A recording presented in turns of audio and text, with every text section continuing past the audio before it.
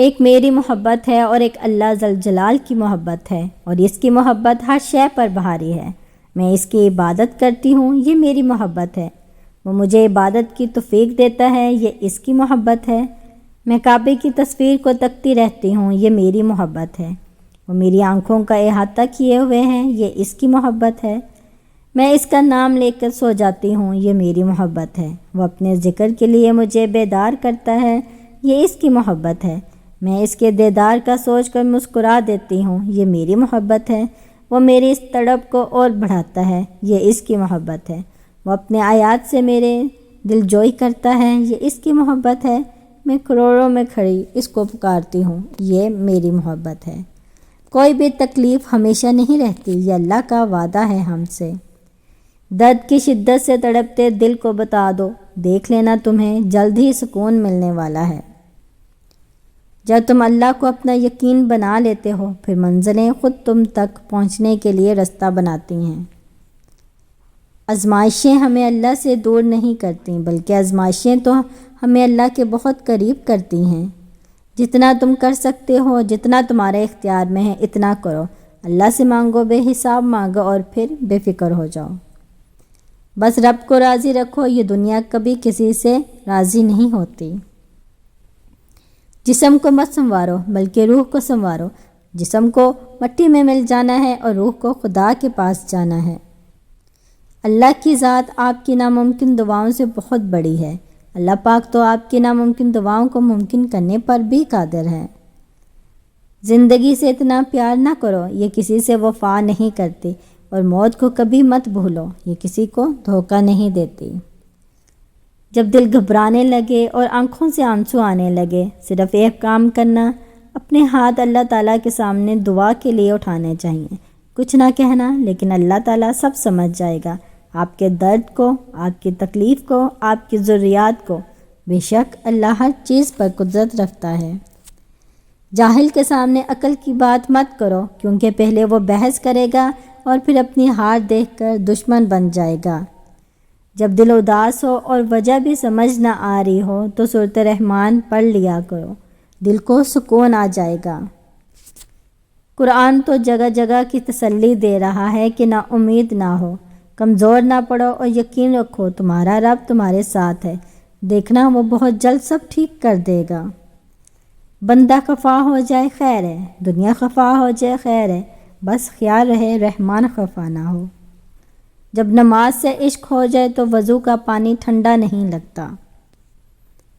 سورۃ مریم ہمیں سکھاتی ہے کہ معجزے ہو سکتے ہیں، اللہ پاک وہ کرے گا جو ناممکن ہو، پھر تم اس بات سے کیسے پریشان ہو سکتے ہو جو ممکن ہو، جس کے کئی راستے ہیں۔ جب اللہ پاک ناممکن کو ممکن کر سکتا ہے تو ممکن کیسے ممکن نہیں ہو سکتا؟ آپ کا ایمان اتنا کمزور ہو سکتا ہے اپنے رب پر؟ اللہ تمہارا نصیب اپنی مرضی سے لکھ چکا ہے، اور جو دعائیں تم ابھی مانگ رہے ہو وہ بھی اسی نصیب کا حصہ ہیں۔ سب نے کہا وہیں جاؤ جہاں تمہاری قدر ہو، چنانچہ ہم اللہ کی طرف لوٹ گئے۔ سجدے تو بعد میں آتے ہیں، تہجد کی نیت کر لینا ہی اللہ کو راضی کر دیتا ہے۔ نماز قائم کرو، تمہارے لیے ہر چیز آسان کر دی جائے گی۔ جب اللہ نے سورۃ عمران میں فرما دیا ہے کہ دعا پہاڑوں کو بھی ان کی جگہ سے سرکا سکتی ہے، تو قبولیت کا شک تو بنتا ہی نہیں۔ اللہ کی رحمتیں برستی ہیں ان پر جو خود کو حلال کے لیے پاک رکھتے ہیں۔ اگر اللہ انتظار کروا رہا ہے تو تیار رہو، وہ اس سے بڑھ کر تمہیں دے گا جو تم اس سے مانگ رہے ہو۔ اللہ نے حضرت یوسف علیہ السلام کو کنویں کے اندھیرے سے باہر نکالا تھا، تو وہ تمہیں بھی جلد دنیا کی چھوٹی بڑی مشکلات سے نکال دے گا انشاءاللہ۔ کچھ رشتے اللہ پاک خود ختم کرواتا ہے تاکہ ہماری زندگی خراب نہ ہو۔ بے شک اللہ جو کرتا ہے بہتر کرتا ہے۔ بس رب کو راضی رکھو، یہ دنیا کبھی کسی سے راضی نہیں ہوتی۔ راستے بنانا اللہ کا کام ہے، تم بس دعائیں کرتے رہو اور اللہ پر یقین رکھو، اللہ تمہاری سب دعائیں قبول کرے گا۔ ہم دیکھ رہے ہیں بار بار تمہارا آسمان کی طرف منہ کرنا، تو ضرور ہم تمہیں پھیر دیں گے اس کی طرف جس میں تمہاری خوشی ہے۔ نبی کریم صلی اللہ علیہ وآلہ وسلم نے فرمایا کہ جو شخص جمعے کے دن سورۃ کہف کی تلاوت کرے تو اس کے لیے 2 جمعوں کے درمیان نور روشن ہو جاتا ہے۔ لا حاصل خواہشیں، ادھورے قصے، ناممکن خواب، کچھ بھی ناممکن نہیں رہتا جب بات تہجد کی دعاؤں پر آتی ہے۔ جو کہانی تہجد تک پہنچ جاتی ہے پھر وہ کبھی ادھوری نہیں رہتی۔ چاہت سے نصیب تک کا جو فاصلہ ہے وہ بس ایک دعا ہے۔